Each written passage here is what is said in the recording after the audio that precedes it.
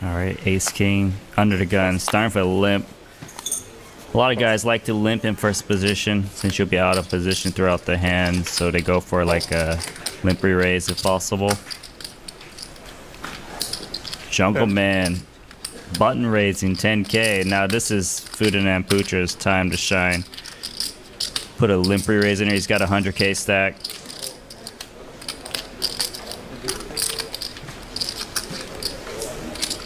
Raise. 40,000, 40% of his stack. 40? And it's almost a coin flip pre-flop, as you can see.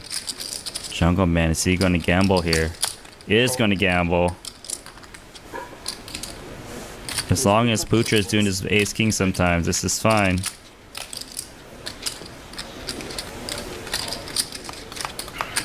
What do we got here on the flop? Flopped it straight on the flop. 85k in the middle. Putra's got 62k. He's moving in. Call. And he's going to be drawing dead. Do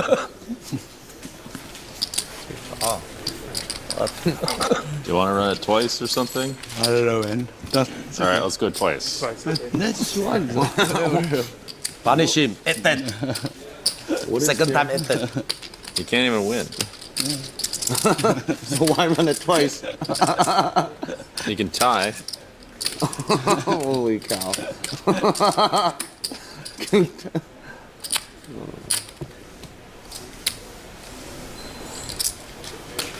这手搞到3万，真的是。 Looks like he's thinking about just calling here.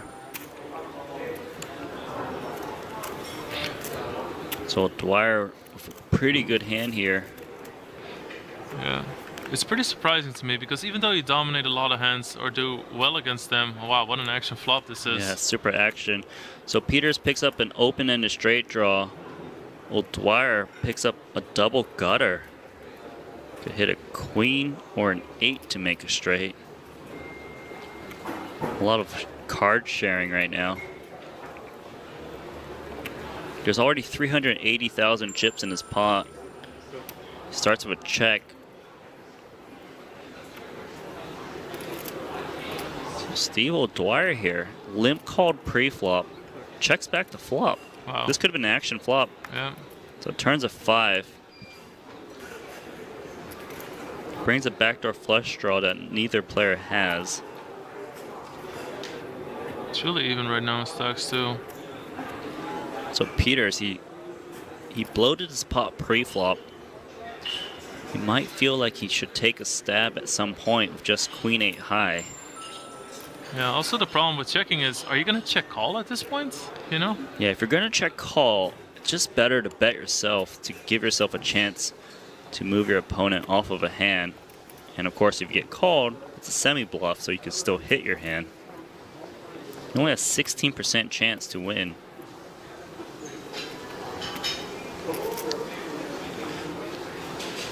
This is a mandatory call from Steve O'Dwyer. He could have the best hand. He's got a lot of outs. Got position. 780,000 in the middle. Oh River my card's God. a jack. So David Peters makes a very big straight. Well, Dwyer makes top pair on a very connected board. So again, Peters raised pre-flop.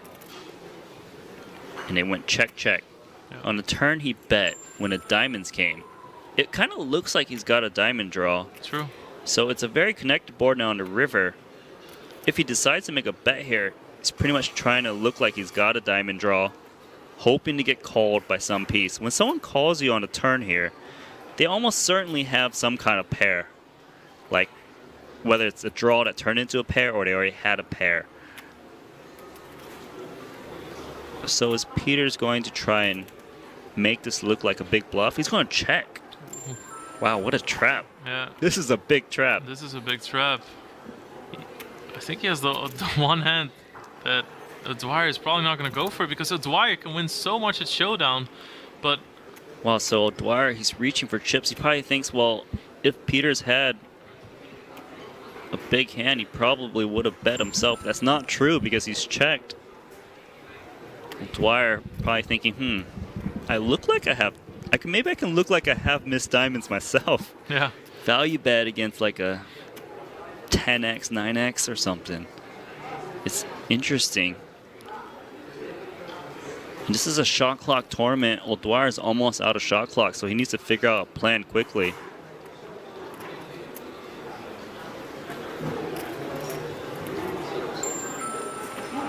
O'Dwyer probably thinking like, oh, was I going to have to face a bet? Now it's like, what do I do here? Peters set the trap. All in. Oh my God. David Peters calls with the straight. Oh, It's wow. over. It is over. We have a champion. D. Peters wins the 65K six-handed no-limit hold'em tournament for $1.1 million. Wow.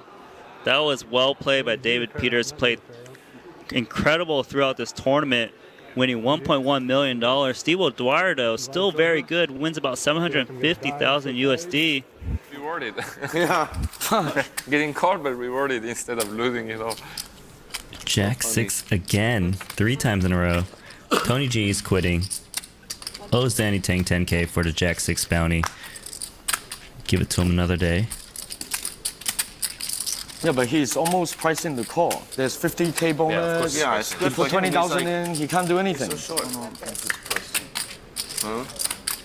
No, not postal.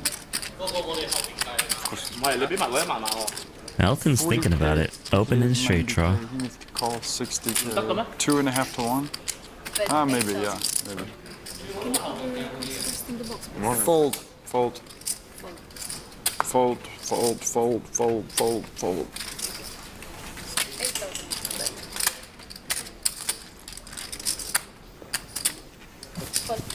Jack 6 is in really bad shape versus like queens, you know? It's like that.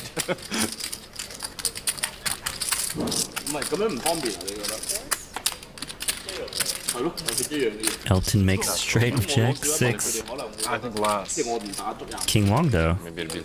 Yeah, I think like 16. picks up a flush draw with his straight draw.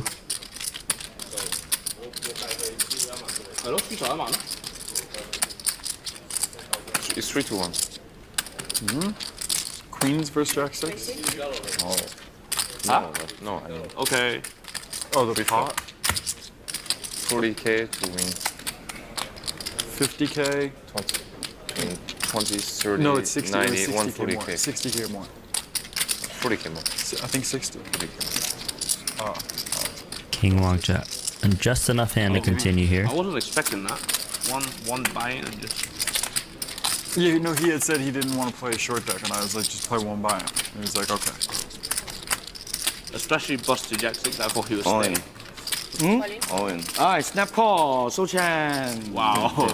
Ah, Nuts, easy, nuts, easy, nuts, easy. Nuts. Oh, I'm so tilt already. I lose got Jack 6. River saved us. Yeah. River saved us. You just shove the Jack 6. Yo, Jack 6. You should just shove the turn. Snapchat just shoved the turn. Yeah, you should. You should. Yeah. Oh, I text you. You see? just what it. The hand's too good. You don't want to jump the turn.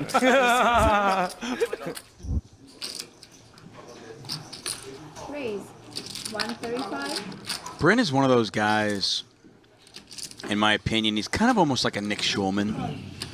Clearly, Bryn's not the commentator that Nick is in terms of that, but I mean, at the table, there's just something about him that is, you can't take your eyes off.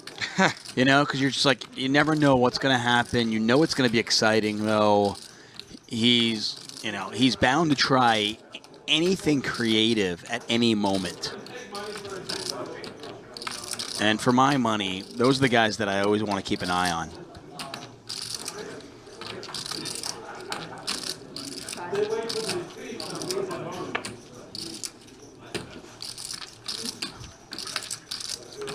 Danny using a time chip here.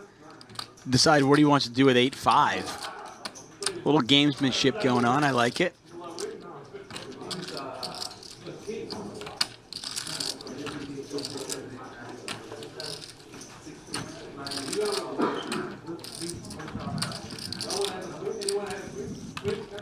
Bryn apparently not bothered by the whole thing.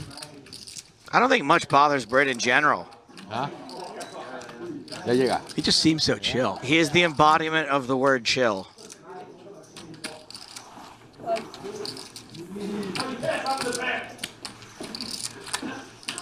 World-class player. He'd be a cool college professor. Like really cool. His how class, about not just one jack, two jacks. But how two about jacks, a full house? full house, and your opponent flops. A good enough hand to give you at least 2 streets of value. Exactly. It's almost unfair. Danny drawing dead. Stone cold dead. Bryn flops to stone cold nuts. Bet 60,000. Small little bet. He bets 1/6 the pot.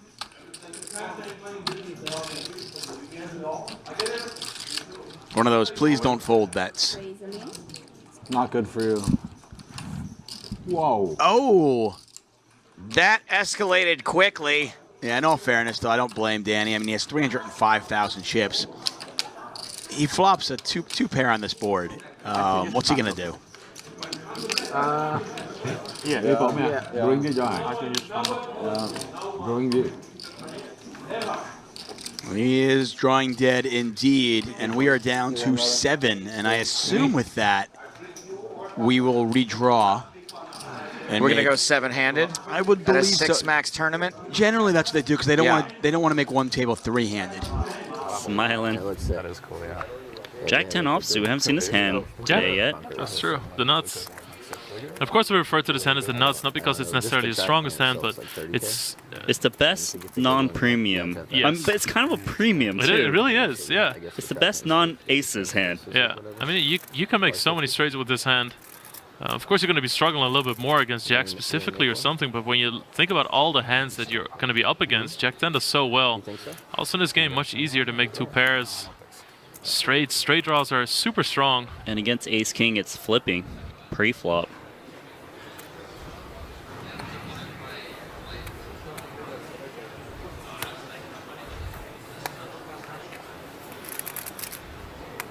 Really like the raise, so play opening up.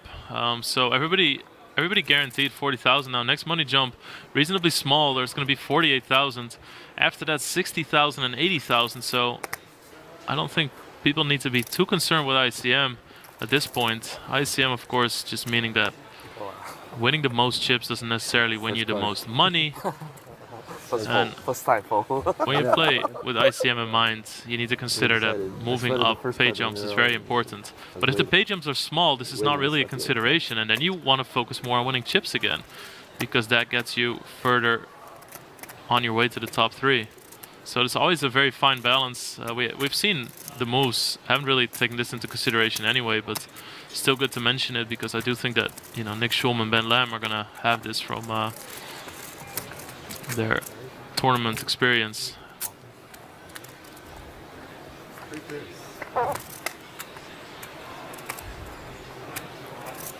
So Fu flops a full house. Jack 10, dude. We'll see if he plays it fast or wants to maybe trap with it. We've seen players take both types of options. So can only lose to running kings or running diamonds, because flush does beat a boat. Very hard to make flushes in this game. I mean, we rarely see them. Like, how often do we say, oh, he has a flush on the turn or something? It just doesn't happen.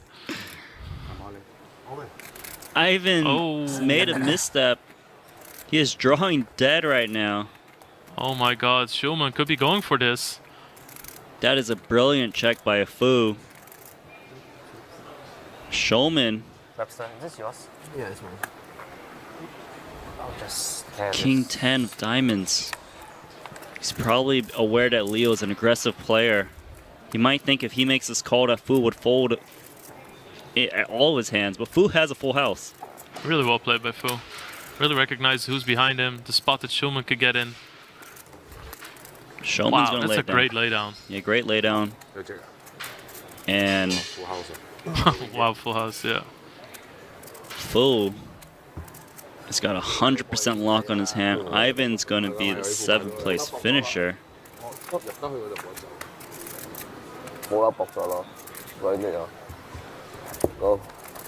yeah. Okay. Wow, 中死啊喂！